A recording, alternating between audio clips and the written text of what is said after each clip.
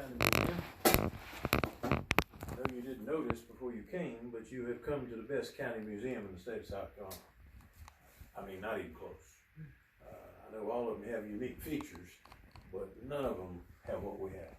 We have 7 acres, 36 structures. We do 3 different periods of buildings. Wait, there's 7 acres here? 7 acres.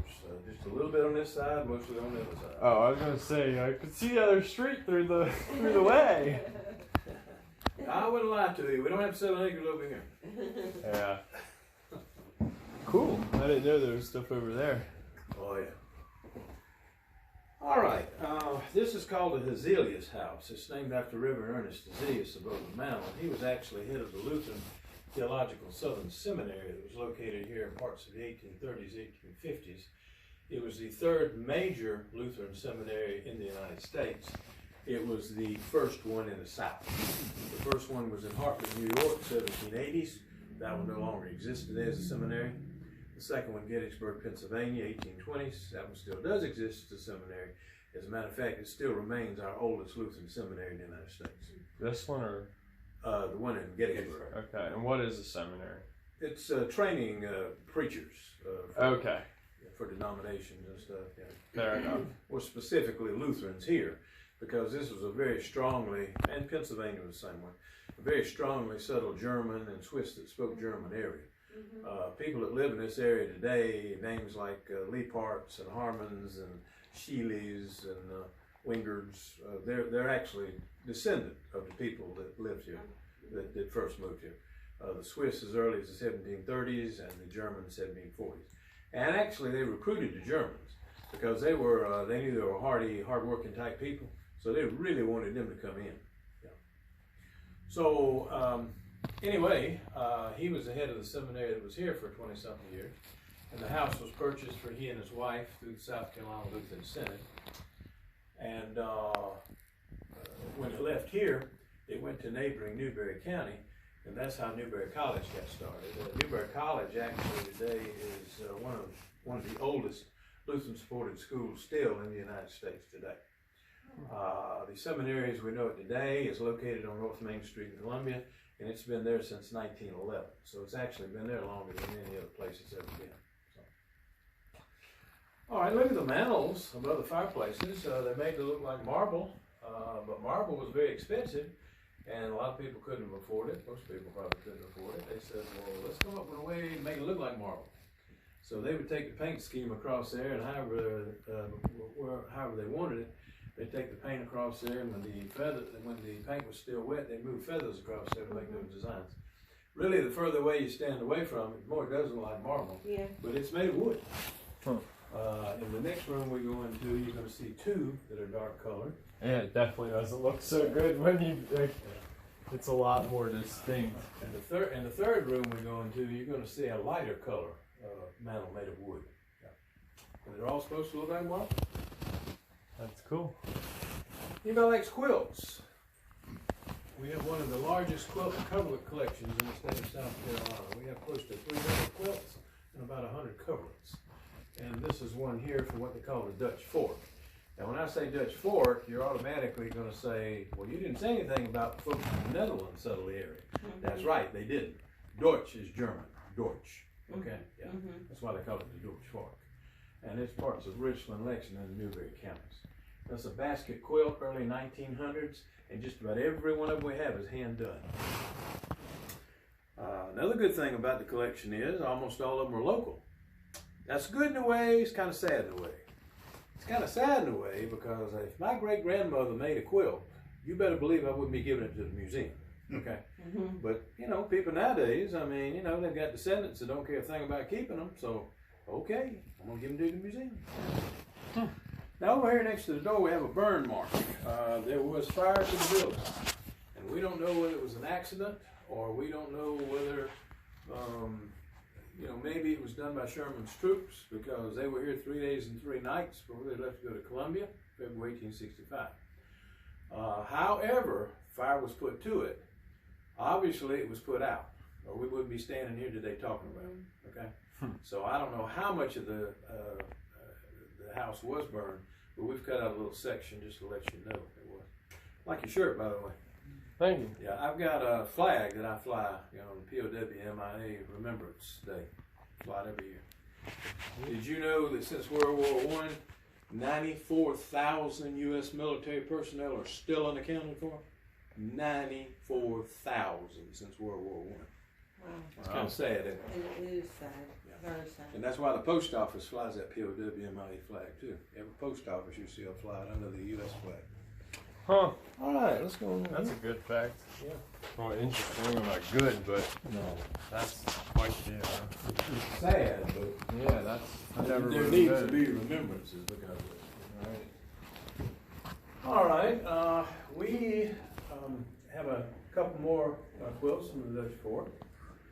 And we have Audubon prints in here too. And a lot of people wonder, well, why do you have Audubon prints in here? Well, there's a connection between Audubon and a South Carolinian, John Bachman. He was a Lutheran minister down in Charleston for about 60 years. He was a bird enthusiast. He was friends of Audubon's. As a matter of fact, he's related to Audubon because two of his daughters married two of Audubon's sons. And even after he passed away, his wife and one of the daughters continued to help Audubon categorize birds. Now, what would this room be?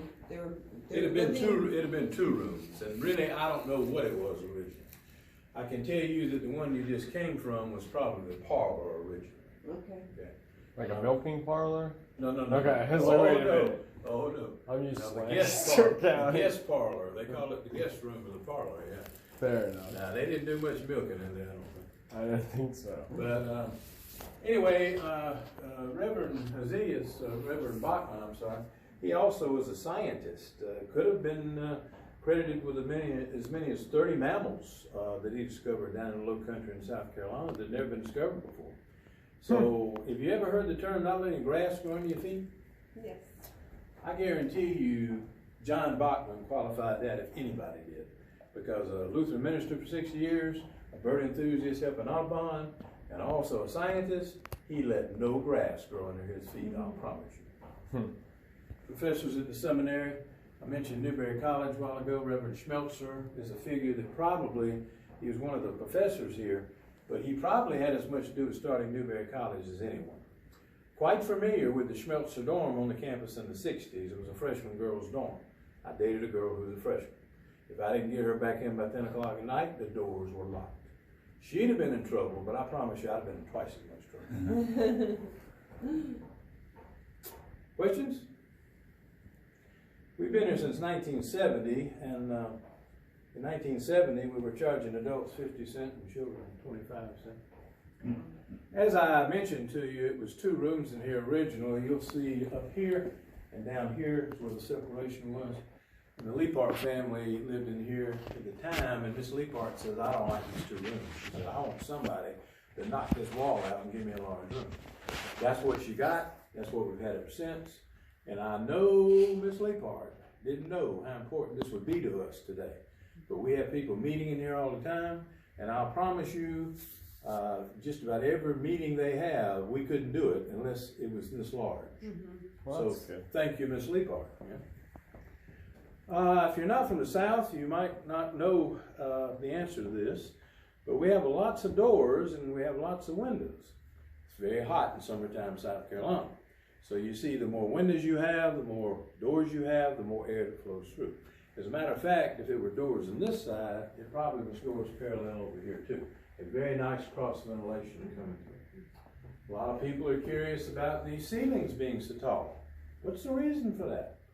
Because heat rises. You see, you're going to get rid of a lot of that heat if you have high ceilings like that. Now that doesn't mean it's still not hot, and comfortable. Yeah, South Carolina. But just a little more bearable, okay? Yeah. Okay. yeah, that's cool.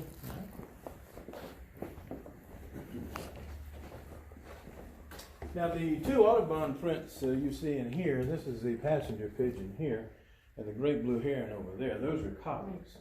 I'm fixing to show you an original Audubon. Now excuse the mess right here.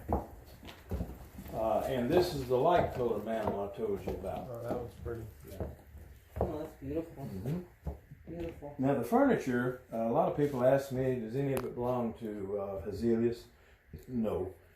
It is period though. It's antebellum. It's anywhere from the 1820s leading up to the War between the States. Now we do have documentation of most of the stuff here, which is more specific than that. But while I'm doing the tour, see, I don't have that specific date. So I'm telling you antebellum, 1820s leading up to the War between the States. Here is your Audubon print. This is called a Bachman's Warbler.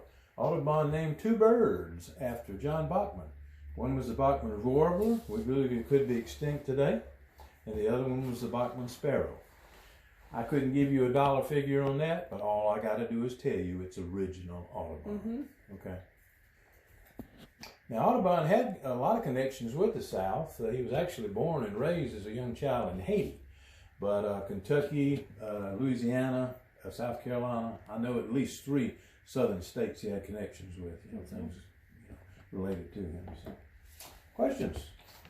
These boards. Are they original, these floors? I believe they are. This is very tough wood. You're not kidding. Very tough wood. You ever heard of yellow heart pine, H-E-A-R-T? Yes. Yeah. That's all they used to grow here. And the older it gets, the tougher it gets. Do you know termites cannot bite into yellow heart pine wood? No. They cannot. No, sir. They cannot bite into it. They're It's beautiful. too tough and sappy. Can't do it. White pine, soft pine, yes, but not yellow heart pine.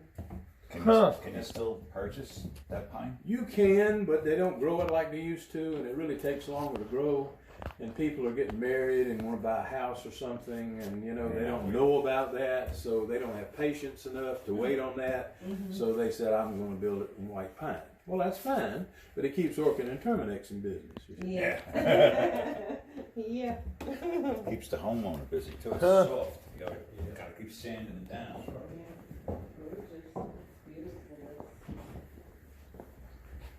All right. Any more questions here? Now, how about the furniture here? These pieces. Same way. Same way. Same way. Antebellum. Yes, ma'am.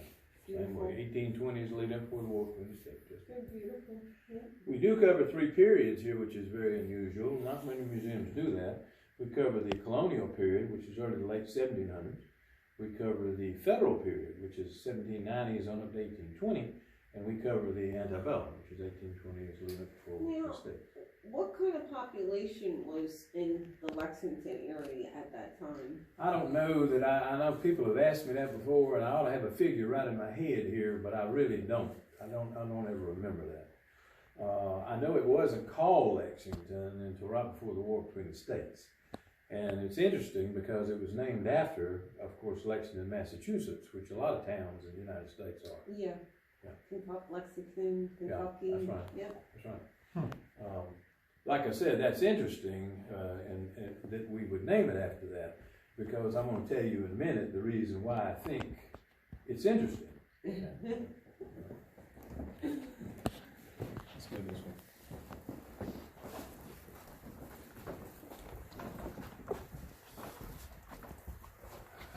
I got my hat. Been my buddy for 18 and a half years. Right.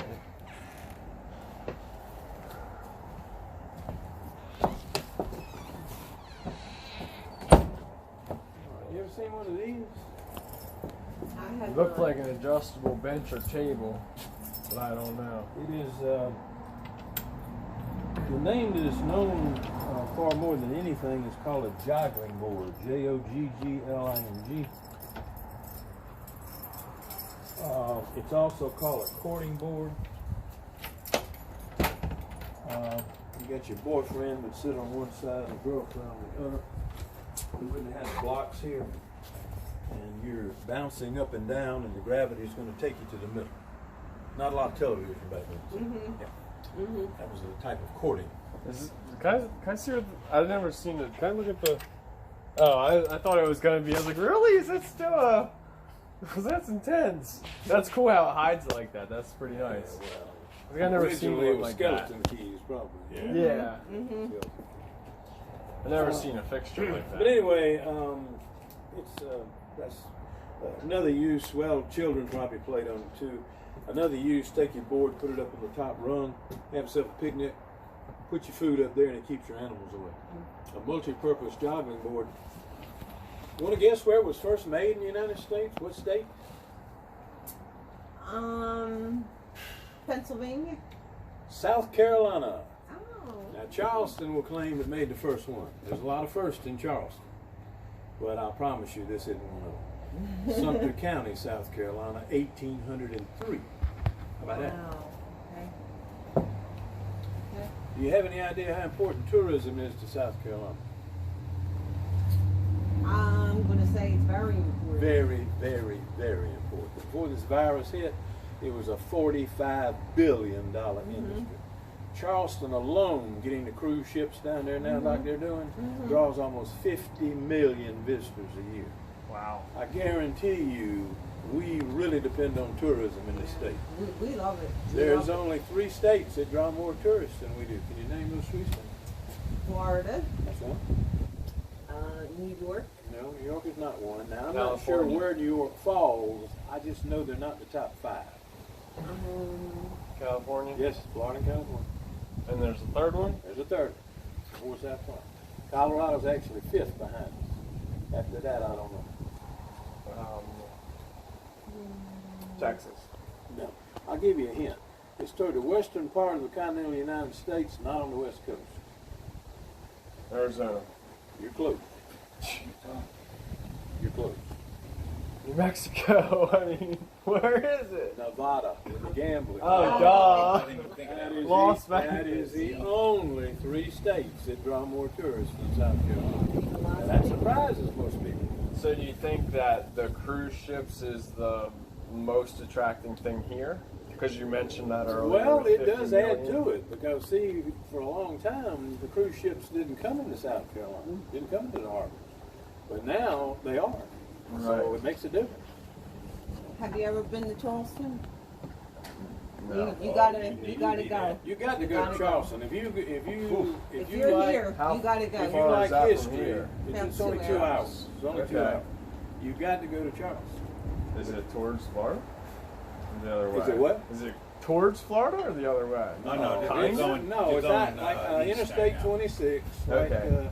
in other words, if you're heading toward 95 to turn toward Florida, Right. you just keep going on 26, Okay. and you're going Dumps to it right in. hit Charleston. Okay, so it's on the way, just to It's veer yeah, off the route. east, but you're going slightly south.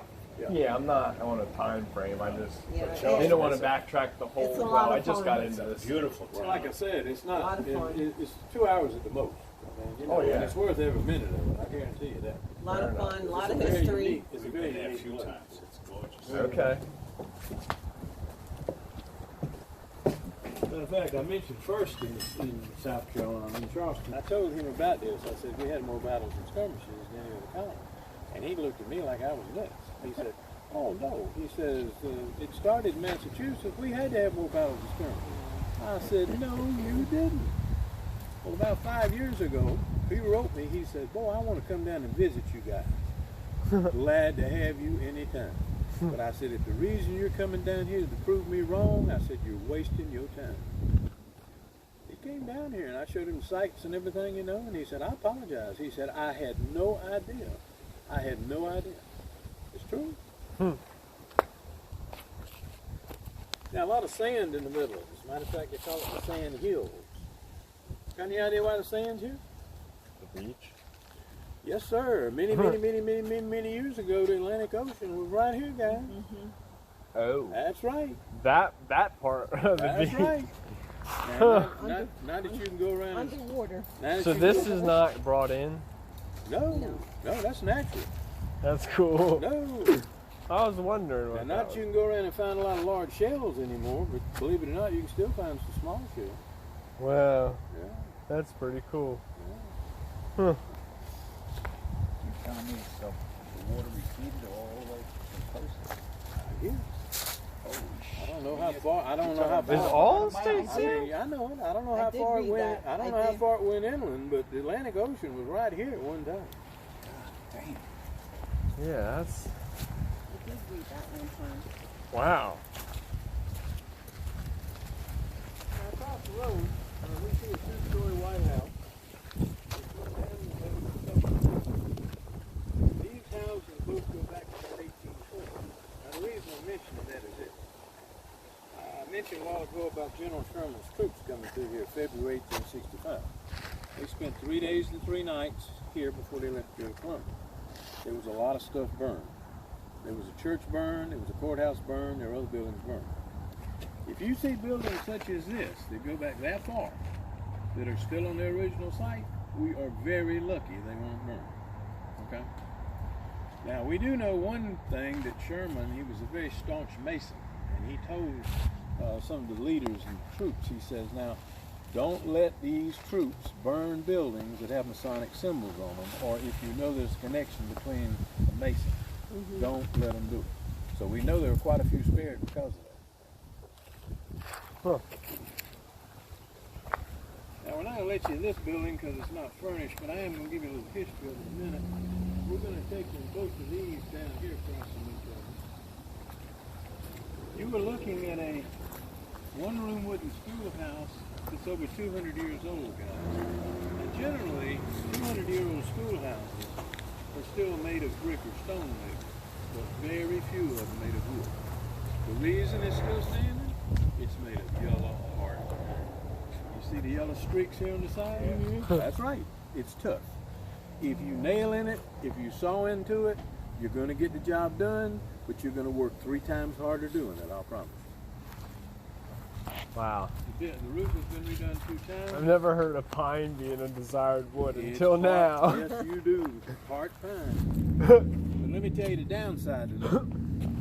Because of it being made of lighter wood, it's lighter. A lot of people start fires with it. Right. You put a match to it and it'll go up in no time. Let's see. Now the boards on the outside and what we're going to be standing on inside are pretty much original to this schoolhouse, believe it or not. It was built in 1815, guys. Wow. Got a question for you. What's holding those rocks together in that chimney? Huh. That's a damn good question. Nothing but gravity. Nothing but gravity. Really? How'd you like to have that job? That's awesome. That's impressive. Finding the right rock to fit in the right place. It's amazing how they did things back then. It really is. Still standing. That's a real Jenga set. Yeah. Did they have to repair it any, or they just don't move? Very little. Wow. I had a guy one time on a tour and says, oh man, a strong wind would knock that over. I said, are you kidding me? I said, you better rethink that. I said, it'd take a direct hit from a tornado or hurricane to knock that chimney over.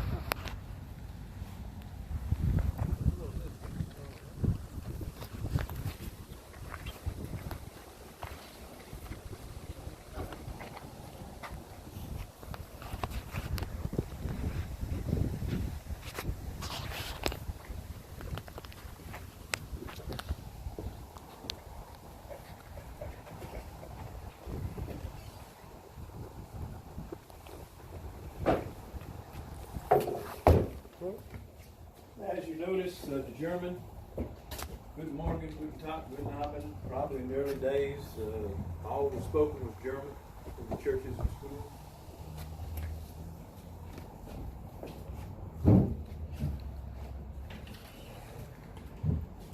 Now, in the early days of the school, children probably sat on benches such as this. They wouldn't have had any desks to lean back on and to write on. An exception might have been here. They let the older children sit down and write with quill pens, but not the younger children. Now, these books look very old, right? They're really not that old, because what happens is we try to keep this structure as original as we can, and we don't replace anything on it unless it's just absolutely fallen off of it. So because of that, holes and gaps, if it rains, it'll come through here and it'll hit those books. It makes them look old, but they're really not that old. Back behind you here, we have the lunch pails. You draw water from a creek or a river and put it in the bucket. And you have a gourd. All the children drink from the same bucket. You think any of them got sick? Yeah, probably. Not much about hygiene. Now let me explain to you about the stupid sign you're looking at. Yeah, I was wondering. Most parts of the United States, they use what they call dunce hats. That was probably more for academic purposes. As far as Lexington District or County, they didn't use dunce hats. They used the stupid or dumb sign.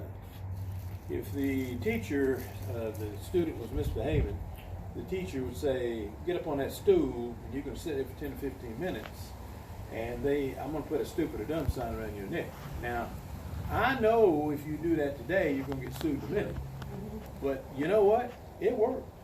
Because all the other children are looking at them, kidding them, making fun of them. I guarantee you they're so embarrassed. One time is all it's going to take. One time. Physical punishment? Certainly. That cane pole was used more for just fishing. Horn books, hitting knuckles or backsides. It's amazing how mom and dad probably sensed that their child was punished in school that day. And guess what? They punished them again. Now, you know, nowadays, a lot of the parents, they said, well, I don't know about my child needing punishment, not my child. Well, there was no question in the teacher years ago. If the teacher said the child needed to be punished, that was the gospel. That's all that had to be done. And they punished them again. Who'd like to ring the school bell?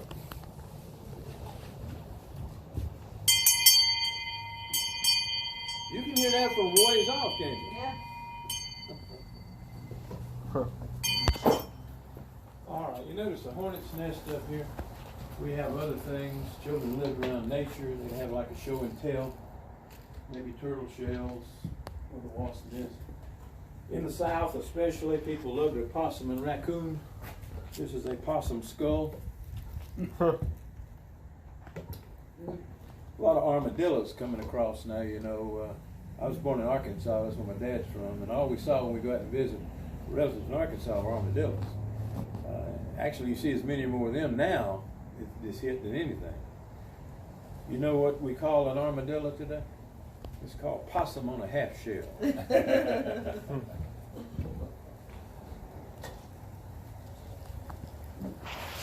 There's no armadillo in South Carolina, though.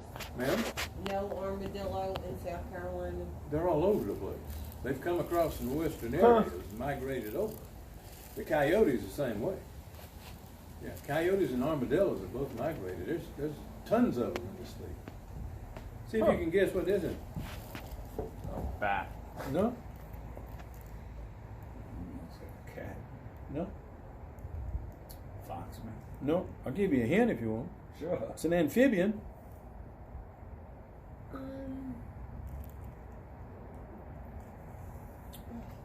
Yep. Some kind of fish. That actually threw me off. It is more. a large snapping turtle.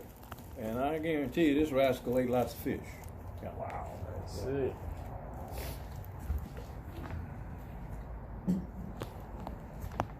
All right, this is the type of desk that the teacher would have had. You know, you put supplies up under here. And one of the tours we do for children, we do 12 different educational hands-on tours. That's another reason that we're the best county museum in the state, because nobody does that with us, okay? And one of the tours is a schoolhouse tour. We let the children write with quill pens. You can take them back home and say, hey, this is how George Washington used to sign his name. Huh? Yeah. Let's just go back a minute, because I told you in there that Lexington was named after Lexington, Massachusetts. Why did we need to do that? If there's more battles and skirmishes fought in South Carolina during the Revolutionary War, we don't need to recognize Lexington, Massachusetts. But we did, like a lot of other places. You see what I'm saying? See where I'm going? Yeah. So what was this before Lexington? Well, in the early days, it was called Saxe-Gotha. Okay. Yeah, it was actually named after an English gentleman who married a German princess from the Saxe-Gotha district of Germany. That's why it was named Saxe-Gotha. I see that a lot around here, Saxe-Gotha. That's right on that church right there. That's right, Saxe-Gotha Presbyterian Church, absolutely. After that, it was probably called Granby on the Congaree River here. That was the first capital, actually, of Lexington County was Granby. And unlike I said, about a year before the war, the warfare of the state started, they called it Lexington. I like Lexington. It's easier to pronounce, at least.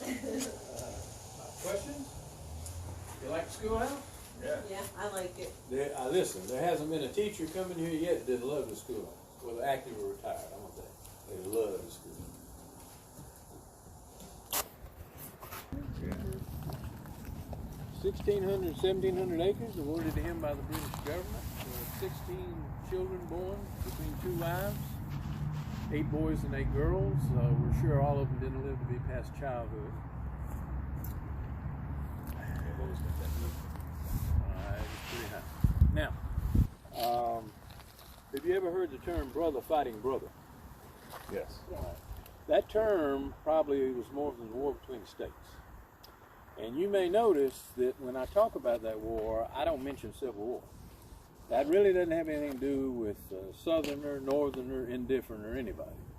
That's just my personal thing. Because the latest estimates on that war now, folks, are over 700,000 people died in 4 years. The vast majority was disease. Okay? Over 700,000. If you take all the wars the U.S. military has ever been involved in and add them together, it don't come close to that. It don't come close to that. So really, the reason I don't call it Civil War is because what is civil about over 700,000 people losing their lives in 4 years? You'll never hear me call it a Civil War. Okay? Of course, some of these Southern folks down here for years, they've always called it a war of northern aggression. Or whatever. You know, I'm not going to call it Civil War. Okay. He was awarded 1,700 acres of land by the British government. Well, of course, during the war between the states here, South Carolina was pretty much all pro-Confederate.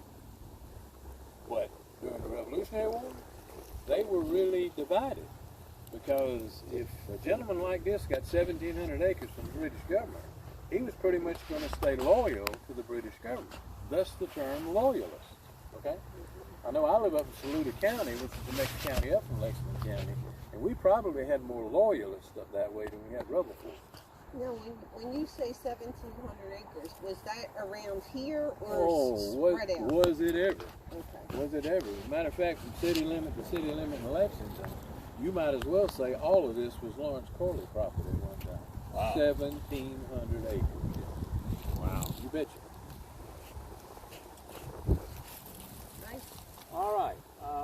Now, I've got a question for you. Don't overthink this. Look at the log. I want you to tell me a difference in this log cabin and those logs and one you'd see, say, up in Pennsylvania during the same period of time. This was built in 1771. What would be the main difference in the logs? Color? No, the main difference is they're chinked in between the logs in Pennsylvania because it's cold in the wintertime. You want to keep that air from coming through. Yeah. In South Carolina, we're far more concerned with the heat than the cold. Still are. So you